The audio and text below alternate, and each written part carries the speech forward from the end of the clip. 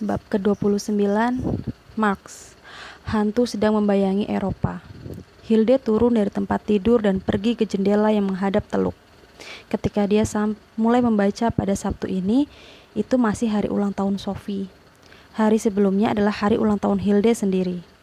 Jika ayahnya pernah membayangkan bahwa dia akan datang pada hari ulang tahun Sophie kemarin, tentu saja dia tidak realistis. Hilde tidak melakukan apa-apa kecuali membaca sepanjang hari. Tapi ayahnya benar bahwa hanya akan ada satu ucapan selamat ulang tahun lagi, yaitu ketika Alberto dan Sophie menyanyikan lagu Happy Birthday untuknya. Sungguh memalukan, pikir Hilde.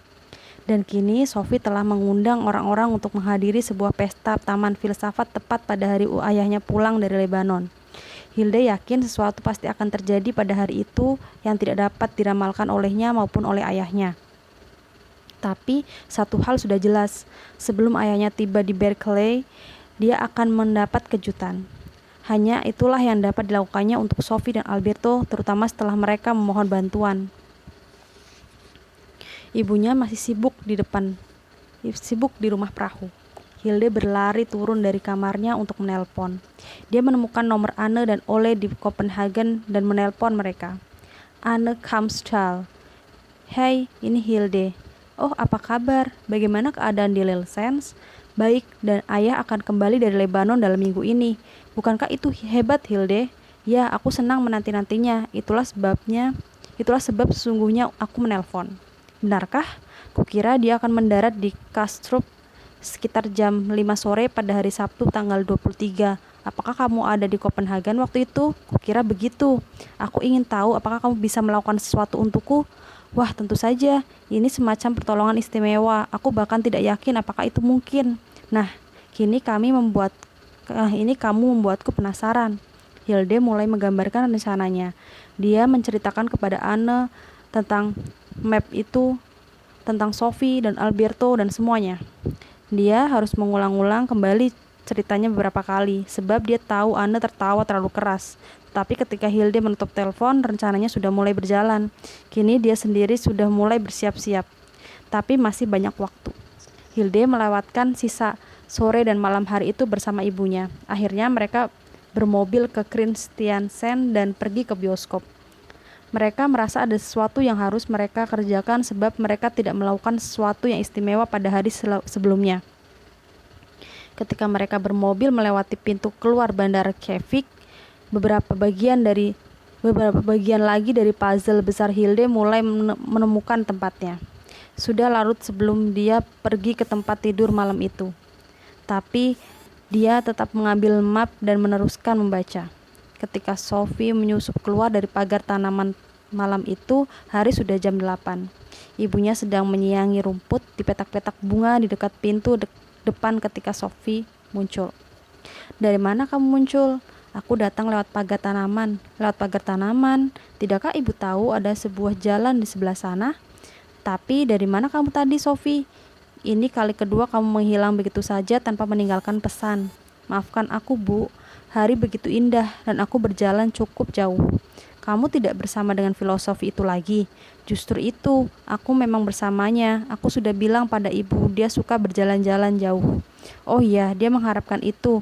Aku menghitung-hitung hari. Adakah nada tajam dalam suaranya? Untuk amannya, Sophie berkata, aku senang aku mengundang orang tua Yohana juga. Kalau tidak, mungkin akan sedikit memalukan. Aku tidak tahu, tapi apapun yang terjadi, aku harus berbicara dengan Alberto ini sebagai seorang dewasa. Ibu bisa bicara di kamarku jika mau. Aku yakin ibu akan menyukainya. Dan ada hal lain. Ada sebuah surat untukmu. Oh ya? Surat itu dicap batalion PBB. Itu pasti dari saudara Alberto. Ini harus dihentikan, Sophie. Otak Sophie bekerja keras, tapi dalam sekejap dia mendapat jawaban, seakan-akan dia mendapat ilham dari semacam ruh penuntun. Aku katakan pada Alberto, aku mengumpulkan cap pos langka, dan saudara itu ada gunanya bukan? Ibunya tampak lega. Makan malam ada di lemari es, dia berkata dengan nada yang lebih ramah. Di mana suratnya? Di atas lemari es. Sophie bergegas ke dalam. Amplopnya dicap tanggal 15 Juni 1990. Dia membukanya dan mengeluarkan sebuah catatan kecil. Apa artinya usaha kreatif kita yang tak habis-habisnya jika hanya dalam sekejap kematian mengakhiri segala-galanya. Sesungguhnya lah Sophie tidak punya jawaban untuk pertanyaan itu. Sebelum makan, dia meletakkan catatan itu di lemari dinding bersama semua benda lain yang telah dikumpulkannya selama beberapa minggu ini. Dia akan segera tahu mengapa pertanyaan itu diajukan. Pagi berikutnya, Yohana datang. Setelah bermain badminton, mereka mulai merencanakan pesta taman filsafat itu. Mereka perlu mempersiapkan beberapa kejutan kalau pesta itu nanti gagal. Ketika ibu Sophie pulang dari kerjanya, mereka masih membicarakan hal itu. Ibunya berkali-kali mengatakan, jangan khawatir tentang biayanya, dan dia tidak sedang menyindir.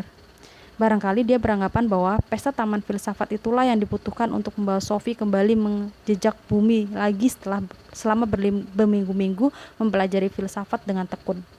Sebelum malam berlalu, mereka telah menyepakati segala sesuatunya, dari lentera kertas hingga kuis filsafat dengan hadiah yang telah disediakan. Hadiah itu sebaiknya berupa buku mengenai filsafat untuk anak muda. Kalau saja ada buku semacam itu, Sophie sama sekali tidak yakin. 2 hari sebelum pertengahan musim panas, pada Kamis 21 Juni, Alberto menelpon Sophie lagi. Sophie di sini Alberto. Oh hai, apa kabar? Baik-baik saja, terima kasih. Kira aku sudah menemukan jalan keluar yang sangat bagus. Jalan keluar dari apa? Kamu tahu dari apa? Jalan keluar dari belenggu mental yang telah merantai hidup kita begitu lama. Oh itu. Tapi aku tidak dapat mengucapkan sepatah kata pun mengenai rencana itu sebelum dilaksanakan. Tidakkah itu akan terlambat nanti? Aku perlu tahu dengan apa aku terlibat. Kini kamu menjadi naif. Semua percakapan kita ini dilarang didengarkan orang. Yang paling baik bagi kita adalah tidak mengatakan apa-apa. Seburuk itukah? Dengan sendirinya anakku. Hal-hal yang paling penting terjadi ketika kita tidak sedang berbicara.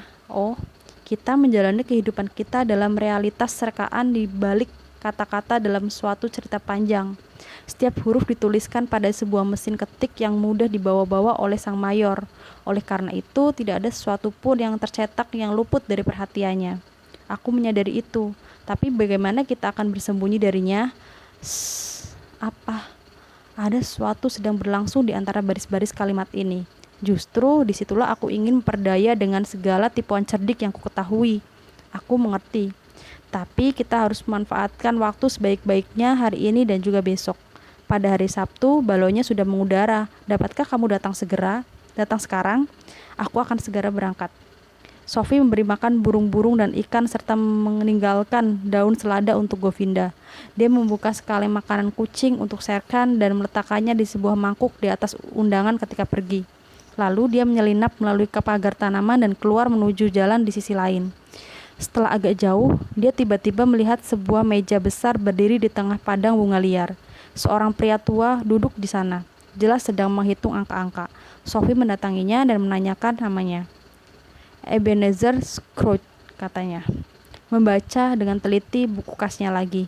Namaku Sophie. Ada seorang pedagang, kukira. Dia mengangguk dan amat sangat kaya. Tidak sepeser pun boleh disia-siakan. Itulah sebabnya aku harus memusatkan perhatian pada hitunganku. Mengapa repot-repot? Sophie melambaikan tangan dan meneruskan perjalanannya. Tapi dia belum melangkah jauh ketika dia melihat seorang gadis kecil duduk sendirian di bawah salah satu pohon.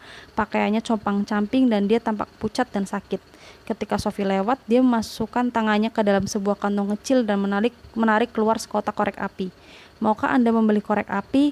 Tanyanya sambil menyorongkan kepada Sophie. Sophie mencari-cari di dalam kantongnya untuk mengetahui apakah dia membawa uang. Ya, dia menemukan uang 1 kron. Berapa harganya? 1 kron. Sophie memberinya uang logamnya kepada gadis itu dan dia berdiri di sana dengan kotak korek api di tangannya. Adalah orang pertama yang membeli sesuatu dariku selama lebih dari 100 tahun. Kadang-kadang aku kelaparan sampai mati dan di saat lain cuaca dingin membunuhku. Sophie berpikir barangkali tidak mengherankan jika penjual korek api tidak terlalu laku di sini di tengah hutan. Tapi kemudian dia memikirkan pedagang yang baru saja ditemuinya. Gadis korek api yang kecil itu tidak perlu mati kelaparan, sementara ada pria yang begitu kaya. Kesinilah Sophie, dia menggandeng tangan gadis itu dan berjalan bersamanya kembali kepada si pria kaya. Anda harus memastikan bahwa gadis ini mendapatkan kehidupan yang lebih baik, katanya. Pria itu sejenak mengalihkan perhatian dari pekerjaannya dan berkata, hal semacam itu membutuhkan biaya dan aku katakan tidak boleh ada sepeser pun yang disia-siakan. Tapi tidak adil kalau Anda begitu kaya sedangkan gadis ini sangat miskin, desak Sophie. Itu tidak adil. Bah, omong kosong. Keadilan hanya ada di antara orang-orang yang setara. Apa maksud Anda? Aku harus merangkak dari bawah dan kini menikmati hasilnya. Kemajuan begitu mereka menyebutnya. Jika Anda tidak menolongku, aku akan mati, kata si gadis miskin. Pedagang itu mendongak lagi dari buku kasnya. Lalu dia melemparkan pena bulu ayamnya ke atas meja dengan tidak sabar. Kamu tidak termasuk dalam hitunganku. Jadi enyahlah kamu ke rumah orang miskin. Jika Anda tidak menolongku, aku akan membakar hutan. Gadis itu berkeras. Perkataan itu membuat pria tersebut berdiri, tapi si gadis telah menyalakan sebatang korek apinya. Ia menjatuhkannya ke setumpukan rumput kecil yang segera menyala. Pria itu membentangkan kedua lengannya ke atas. Tuhan menolongku, dia berteriak. Jago merah itu telah berkokok. Si gadis mendongak ke arahnya dengan senyum lucu. Anda tidak tahu aku seorang komunis, bukan? Saat berikutnya, gadis pedagang dan meja itu telah lenyap. Sophie sekali lagi berdiri sendirian, sementara nyala api terus membakar rumput kering itu dengan semakin hebat. Agak lama, baru dia berhasil mematikan api dengan menginjak-injak hingga padam. Syukurlah, Sophie melihat selintas ke arah rumput yang menghitam. Dia memegang sekotak korek api di tangannya. Tidak mungkin dia sendiri yang menyalakan api itu, bukan? Ketika bertemu dengan Alberto di luar gubuk, Sophie menceritakan padanya apa yang telah terjadi. Scrooge adalah kapitalis pelit dalam A Christmas Carol, karya Charles Dickens. Kamu mungkin ingat si gadis korek api dari dongeng Hans Christian Andersen. Aku tidak menduga dapat bertemu dengan mereka di sini, di hutan ini. Mengapa tidak? Ini bukan hutan biasa, dan kini kita akan membicarakan Karl Marx. Sangat tepat bahwa kamu telah menyaksikan satu contoh mengenai perjuangan kelas yang sangat hebat pada pertengahan abad ke-19. Tapi marilah masuk ke dalam. Kita agak lebih terlindung dari campur tangan sang mayor di sana. Sekali lagi mereka duduk di meja kecil dekat jendela yang menghadap danau. Sophie masih dapat merasakan di seluruh tubuhnya bagaimana pemandangan danau kecil itu setelah dia minum dari botol biru. Hari ini kedua botol itu berdiri pada papan di atas tungku. Ada model miniatur dari sebuah kuil Yunani di atas meja. Apakah itu? Tanya Sophie. Semua ada waktunya, anakku. Alberto mulai berbicara. Ketika Kierkegaard pergi ke Berlin pada 1814, dia mungkin duduk bersebelahan dengan Karl Marx pada kuliah-kuliah Schelling.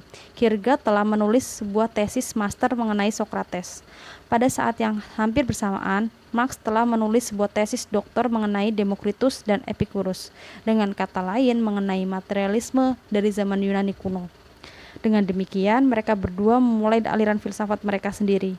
Karena Kierkegaard menjadi seorang eksistensialis dan Marx menjadi materiatis, Marx menjadi apa yang dikenal sebagai seorang materialis historis. Tapi kita akan kembali ke situ nanti. Teruskan. Masing-masing dengan caranya sendiri, Kierkegaard dan Marx mengambil filsafat Hegel sebagai titik tolak.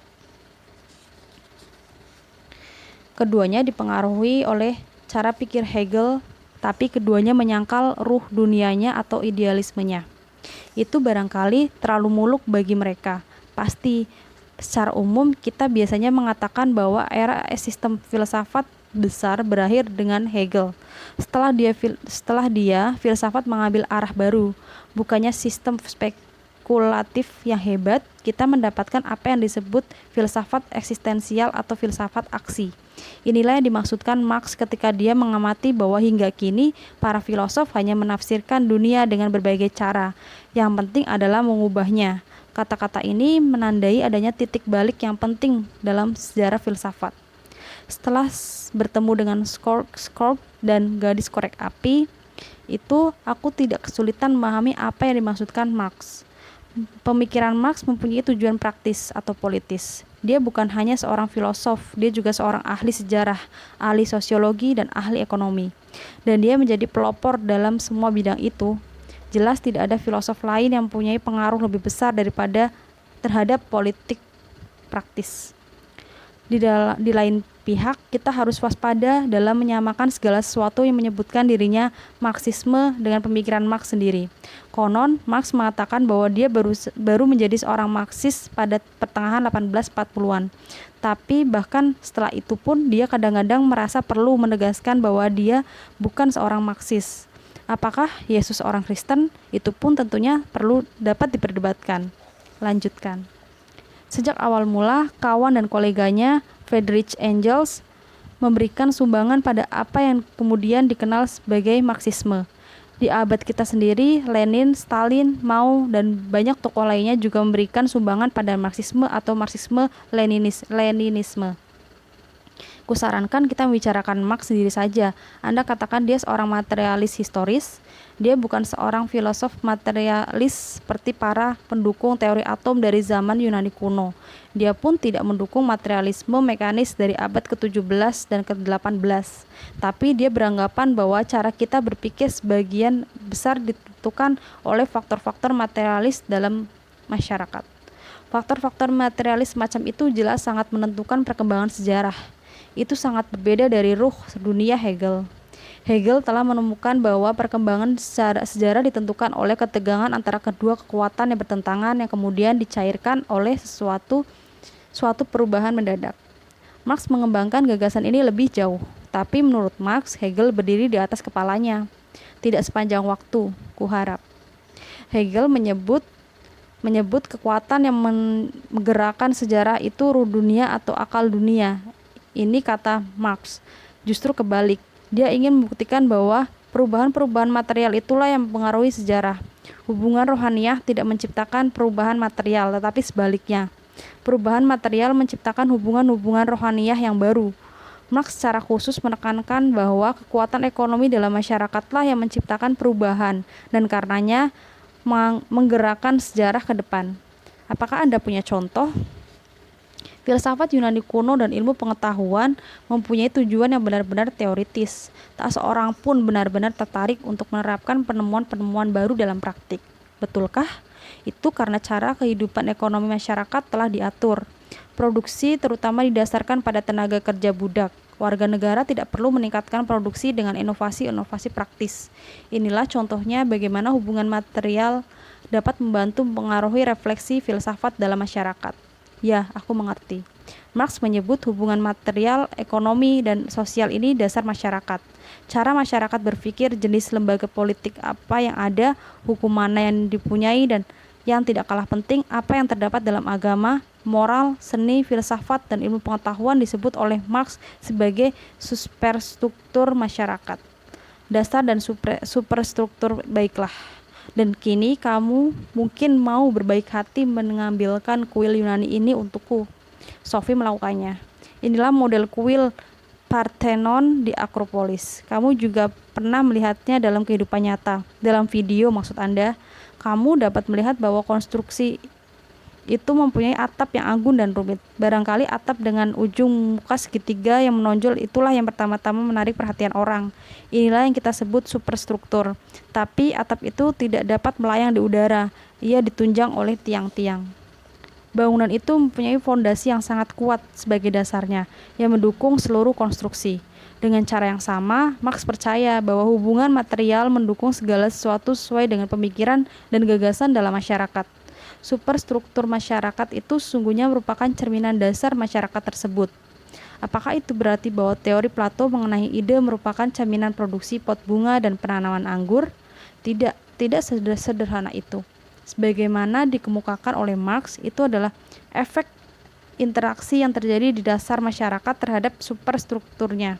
Jika Marx menyangkal interaksi ini, dia pasti sudah menjadi seorang materialis mekanis. Tapi karena Marx menyadari bahwa ada suatu hubungan interaktif atau dialektis antara dasar dan superstruktur, kita katakan bahwa dia seorang materialis dialektis.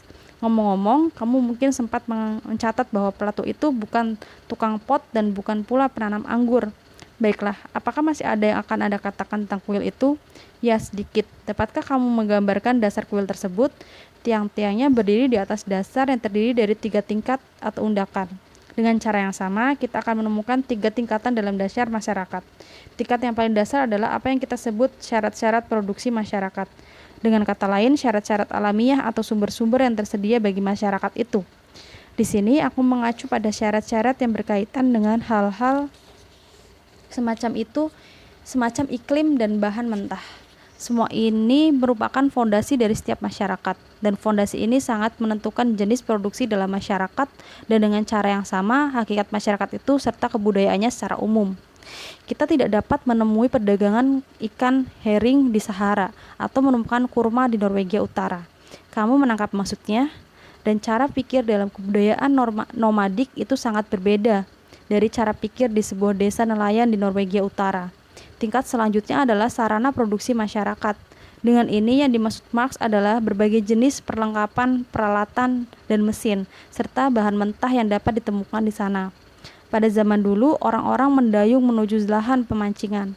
Belakangan ini mereka menggunakan pukat besar untuk menangkap ikan.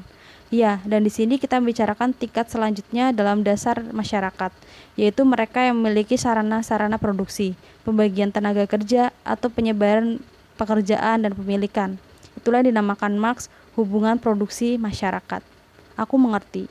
Sejauh ini kita dapat menyimpulkan bahwa cara produksi dalam satu masyarakat itulah yang menentukan kondisi politik atau kondisi ideologi mana yang dapat ditemukan di sana. Bukan kebetulan bahwa sekarang ini kita berpikir dengan cara yang agak berbeda dan memiliki aturan moral yang agak berbeda dari masyarakat feodal lama. Jadi Marx tidak percaya pada hak alamiah yang selamanya sah. Tidak masalah mengenai apa yang secara moral sah, secara moral benar. Menurut Marx adalah produk dasar masyarakat. Misalnya, bukan kebutuhan bahwa di kalangan masyarakat petani lama, orang tua akan menentukan dengan siapa anaknya harus kawin. Itu menyangkut masalah siapa yang akan mewarisi tanah pertanian. Dalam masyarakat kota modern, hubungan sosialnya berbeda. Kini kamu dapat bertemu dengan calon pasanganmu di sebuah pesta atau disko. Dan jika kalian sudah saling mencintai, kalian akan menemukan suatu tempat untuk hidup bersama. Aku pasti tidak akan tahan hidup bersama orang tua yang akan memutuskan dengan siapa aku harus kawin. Tidak, itu karena kamu adalah anak zamanmu sendiri. Marx menekankan lebih jauh bahwa terutama kelas masyarakat pengusahalah yang menentukan norma-norma mengenai yang benar dan yang salah. Sebab sejarah dari seluruh masyarakat yang ada sekarang merupakan sejarah perjuangan kelas. Dengan kata lain, sejarah pada prinsipnya adalah masalah siapa yang memiliki sarana produksi. Tidakkah pikiran dan gagasan orang-orang dapat membantu mengubah sejarah? Ya dan tidak. Marx memahami bahwa kondisi dalam superstruktur masyarakat mungkin memiliki pengaruh interaktif terhadap dasar masyarakat, tapi dia menyangkal bahwa superstruktur masyarakat mempunyai sejarah tersendiri yang mandiri. Apa yang telah mendorong perkembangan sejarah dari masyarakat budak pada zaman kuno menuju masyarakat industri pada masa kini sebelumnya telah ditentukan oleh perubahan di dalam dasar masyarakat. Begitu kata Anda. Marx percaya bahwa dalam seluruh tahap sejarah selalu ada pertentangan antara kedua kelas masyarakat yang berkuasa. Dalam masyarakat budak pada zaman kuno, pertentangan itu adalah antara warga negara bebas dan budak. Dalam masyarakat feodal dari abad pertengahan terjadi antara para tuan tanah feodal dan para hamba pengolah tanah. Di kemudian hari antara kaum bangsawan dan warga negara biasa. Tapi pada masa hidup Marx sendiri di dalam apa yang dinamakannya masyarakat borjuis atau kapitalis. Pertengahan itu pertama-tama dan terutama terjadi antara para pemodal dan para pekerja atau kaum proletar. Jadi pertengahan itu berlangsung antara mereka yang memiliki sarana produksi dan mereka yang tidak. Dan karena kelas atas tidak dengan sukarela melepaskan kekuasaan mereka, perubahan hanya dapat dilancarkan melalui revolusi. Bagaimana dengan masyarakat komunis? Marx sangat tertarik pada transisi dari masyarakat kapitalis menuju ke masyarakat komunis. Dia juga mengemukakan suatu analisis terperinci mengenai cara produksi kapitalis. Tapi sebelum bahas itu, kita harus mengetahui dulu pandangan Marx tentang tenaga kerja manusia. Teruskan.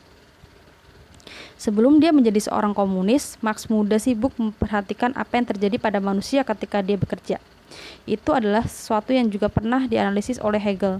Hegel percaya bahwa ada hubungan interaktif atau dialektis antara manusia dan alam. Jika manusia mengubah alam, dia sendiri ikut berubah. Atau jika kita kemukakan dengan cara sedikit lain, ketika manusia bekerja, dia berinteraksi dengan alam dan mengubahnya. Tapi dalam proses itu, alam juga berinteraksi dengan manusia dan mengubah kesadarannya. Katakan padaku apa yang kamu lakukan dan akan kukatakan padamu siapa kamu. Itulah ringkasnya maksud Marx. Bagaimana kita bekerja mempengaruhi kesadaran kita, tapi kesadaran kita juga mempengaruhi cara kerja kita. Kamu dapat mengatakan itu merupakan suatu hubungan interaktif antara hubungan dan kesadaran. Jadi cara kamu berpikir terkait erat dengan pekerjaan yang kamu lakukan. Jadi pastilah sangat menyedihkan jika kita menganggur. Ya, seorang yang menganggur dalam suatu pengertian merasa hampa. Hegel sudah mengetahui ini sebelumnya. Baik Hegel maupun Marx, bekerja adalah sesuatu yang positif dan terkait erat dengan esensi kemanusiaan. Jadi pastilah positif juga jika kita menjadi pekerja. Ya, pada awalnya. Tapi inilah tepatnya sasaran kecaman Marx terhadap metode produksi kapitalis. Apakah itu? Di bawah sistem kapitalis, pekerja bekerja untuk orang lain. Oleh karena itu, pekerjaannya merupakan sesuatu yang ada di luar dirinya atau sesuatu yang tidak dimilikinya. Pekerja menjadi asing dengan pekerjaannya, tapi pada saat yang sama dia juga menjadi asing dengan dirinya sendiri. Dia kehilangan sentuhan dengan realitasnya sendiri. Marx mengatakan dengan cara pengungkapan Hegel bahwa pekerjaan itu menjadi terasing. Aku mempunyai seorang bibi yang bekerja di sebuah pabrik, mengepak permen selama lebih dari 20 tahun, jadi aku dapat dengan mudah memahami apa yang Anda maksudkan. Dia berkata bahwa dia benci pergi bekerja setiap pagi. Tapi jika dia membenci pekerjaannya, Sophie, dia pasti membenci dirinya sendiri, juga sedikit banyak. Dia benci permen, itu jelas. Dalam masyarakat kapitalis, pekerjaan diatur dengan cara sedemikian rupa sehingga pekerja sosial menjadi budak bagi kelas sosial yang lain. Dengan begitu, pekerja menyerahkan tenaganya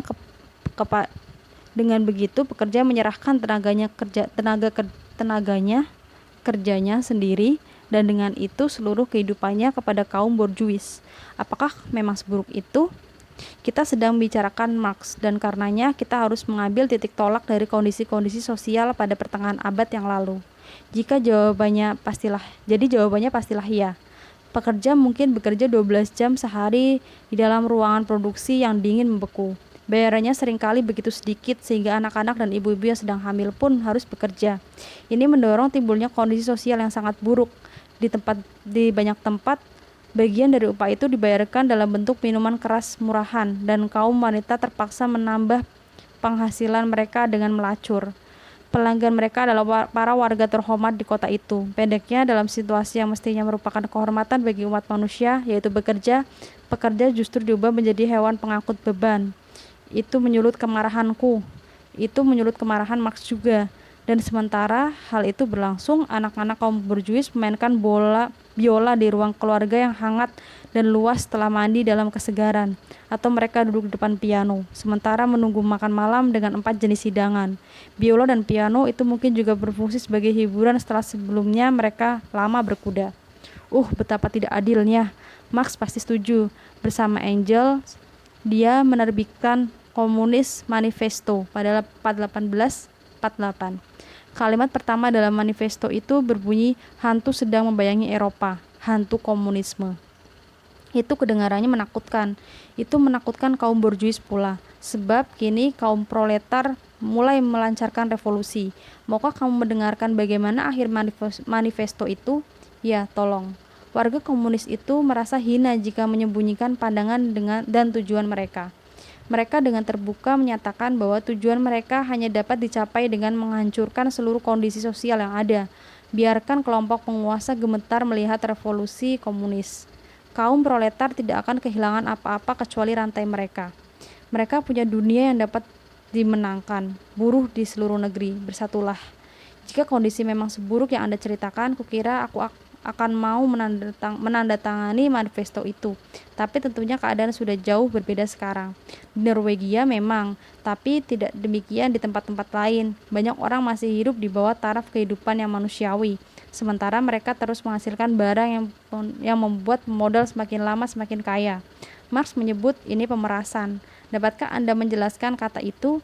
Jika seorang pekerja menghasilkan suatu barang, barang ini mempunyai nilai tukar tertentu.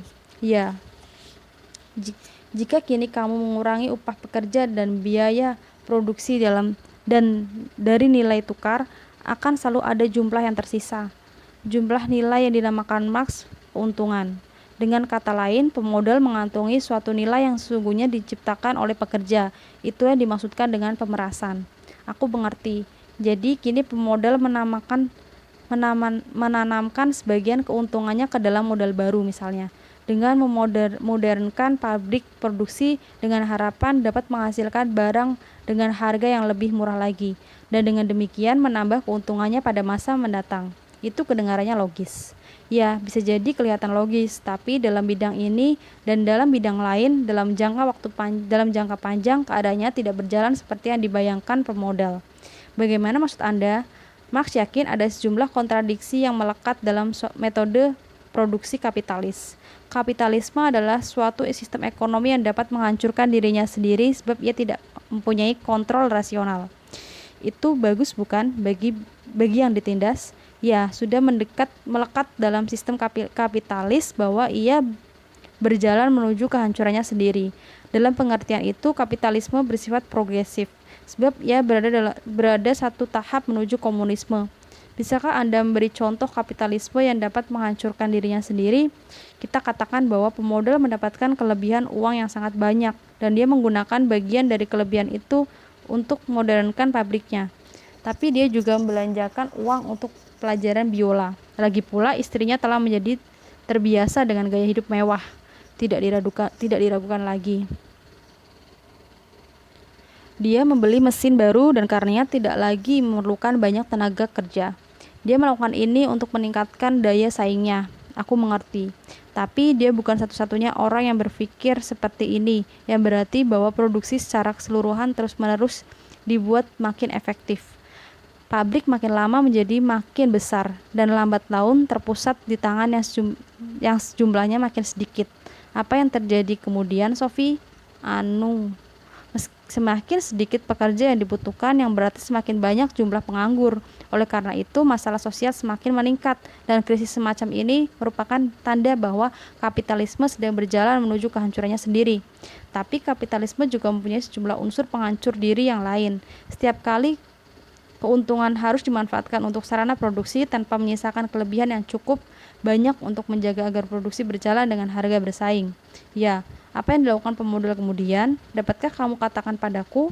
Tidak, aku kira aku tidak tahu. Bayangkan jika kamu seorang pemilik pabrik, kamu tidak dapat mencukupi kebutuhan. Kamu tidak dapat membeli bahan mentah yang kamu butuhkan untuk terus berproduksi. Kamu sedang menghadapi kebangkrutan. Kini pertanyaanku adalah, apa yang dapat kamu lakukan untuk menghemat? Mungkin aku dapat menurunkan upah. Cerdik.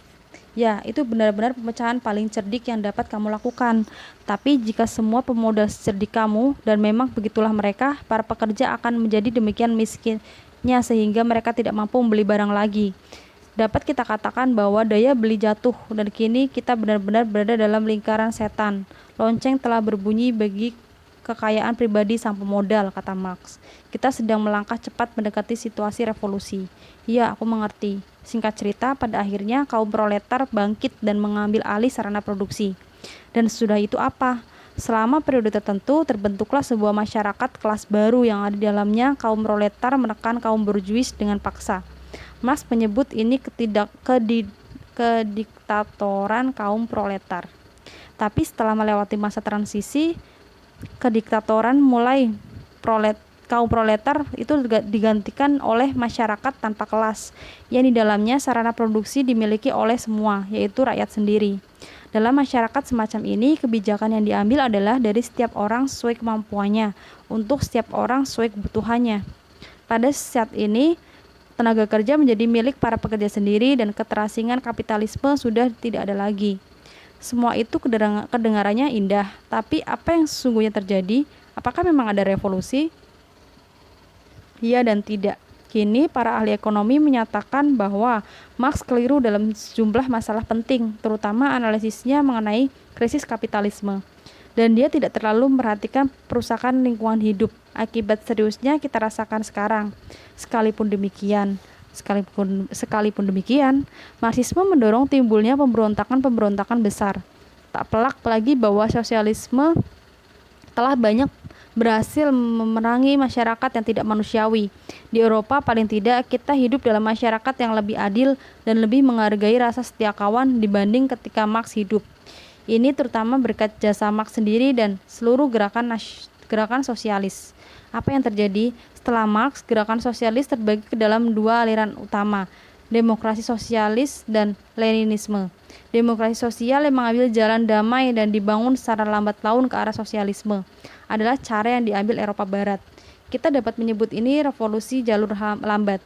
Leninisme yang mempertahankan kepercayaan Marx bahwa revolusi merupakan satu-satunya jalan untuk memerangi masyarakat kelas lama, berpengaruh besar di Eropa Timur, Asia, dan Afrika. Dengan caranya masing-masing, kedua gerakan itu melancarkan perang melawan kesengsaraan dan penindasan.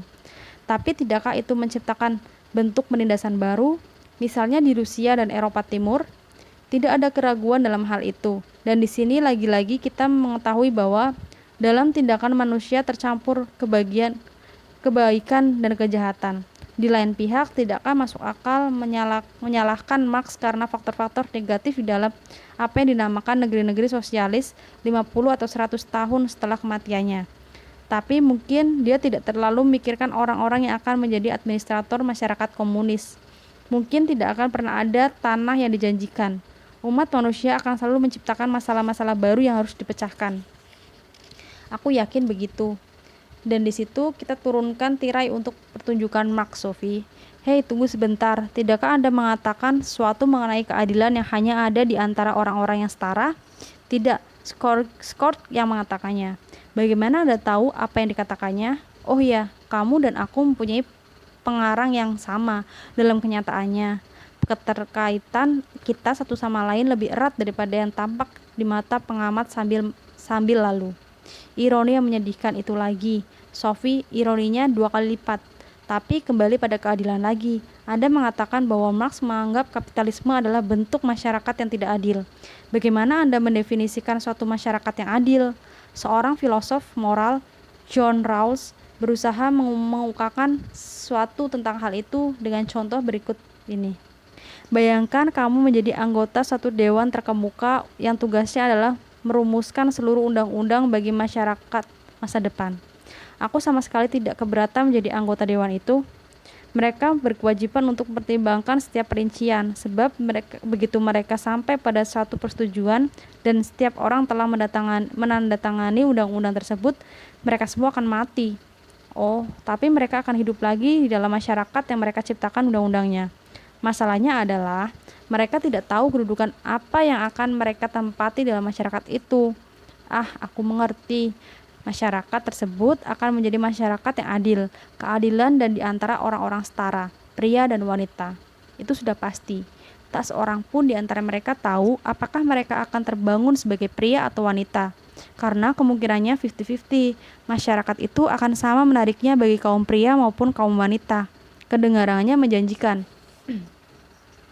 Kalau begitu katakan padaku, apakah Eropa yang digambarkan Karl Marx adalah masyarakat seperti itu? Jelas tidak. Tapi apakah kamu tahu ada masyarakat semacam itu kini? Itu pertanyaan yang bagus. Pikirkanlah. Tapi sekarang tidak akan ada pembicaraan lagi tentang Marx. Maaf, bab berikut.